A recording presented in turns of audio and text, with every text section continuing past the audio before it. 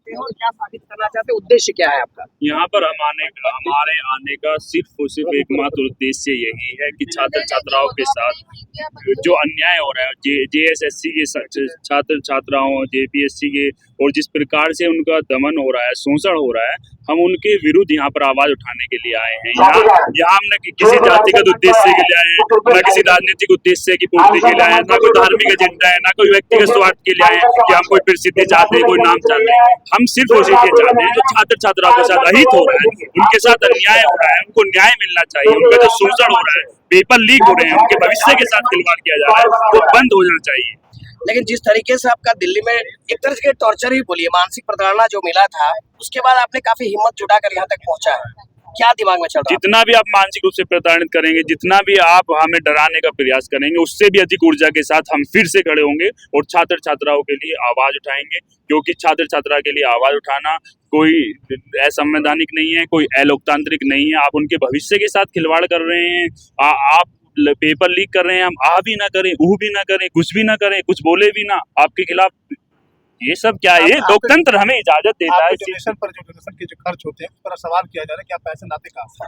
हम वहाँ पर जो हम बताते हैं, वहाँ पर जंतर मंतर पर जो हो रहा था, हम चीजों को सिर्फ वहाँ पर व्यवस्थित कर देते। विभिन्न NGO के लोग वहाँ पर आते थे, किसान संगठनों के लोग आते थे, गुरुद्वारे से खाना आता था, इंडिविजुअल लोग लाते थे, और जो लोग भी वहाँ पर आते थे बैग में कुछ न कुछ डालकर लाते थे। लेकिन टारगेट सिर्फ जुनैद की, उसके पीछे के जो भी कारण हो, मैं उस पर नहीं जाना चाहता हूँ, लेकिन हम जितना भी हमें डराने का प्रयास कर लीजिए, जितना भी दमन करने का प्रयास कर लीजिए, हम छात्र छात्राओं के हितों के लिए लगातार संघर्ष जारी रखेंगे। यहाँ के बच्चों को आप किस तरह सहयोग कर रहे हैं, क्या सहयोग देने? हम जस्ट बिल्कुल अभी आए हैं, चीजों को देख रहे हैं कि उसकी कैसे व्यवस्थित कर सकते हैं। उसके पश्चात जिस तरीके से आप जंतर मंतर पर व्यवस्था कर रहे थे, बिल्कुल हम उसी रूप से प्रयास यहाँ पर भी जारी रखेंगे। लेकिन हम पहले अभी आए हैं, जस्ट अभी चीजों को समझने का प्रयास कर रहे हैं, कहाँ से क्या कर सकते हैं।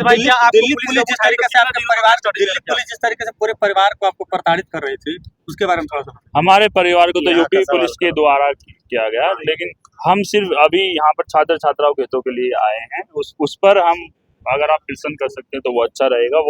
वो तो चलता रहेगा जो दमन। क्या कहिएगा, यहाँ पे इंडी गठबंधन की सरकार है और जिस तरीके से यहाँ पे पेपर लीक हो रहा है, तो क्या लग रहा है यहाँ पर विपक्ष के लोग जो हावी है, सरकार के लोग कोई नहीं आ रहा मिलने के लिए? हमें सरकार से किसी से लेना देना नहीं है। सरकार कोई भी, अगर छात्र छात्राओं के शोषण के साथ शोषण होगा, उनका दमन होगा, पेपर लीक किए जाएंगे, तो हम हर उस व्यवस्था के विरुद्ध लड़ेंगे जो छात्र छात्राओं के साथ अहित करेगी, उनके साथ। अच्छा, किसी के भी अंतिम सवाल लेंगे हम। ये लगातार इस देश में पेपर लीक आज नया मामला नहीं है, अचानक दिल्ली के जंतर मंतर में होता है और आपका पदार्पण होता है, एक तरह से आप सामने आते हैं और लगातार जब इस तरीके से कड़ी दर कड़ी आ रहे हैं मामले, तो आप फिर से एक बार आए हैं। तो आपका दिमाग में कब ख्याल आया कि हम छात्रों के लिए लड़ने के लिए मैदान में आएंगे? क्योंकि अचानक आप जंतर मंतर में दिखे थे सब। हम प्रारंभ से ही, जब तो थोड़ा लोग जान गए हैं, हम प्रारंभ से ही छात्र छात्राओं के हितों के लिए आवाज उठाए हैं। हम अपने कॉलेज स्तर पर भी आवाज उठाते थे। बहुत सारे बच्चे गरीब होते थे, शुल्क की भरपाई नहीं कर पाते थे, उनकी व्यवस्था करना, उनके प्रवेश संबंधी उनको समझाना, हम अपना काउंटर अलग लगाते थे। तो हम शुरू से ये सब करते आ रहे हैं और ये जारी रखेंगे जब तक।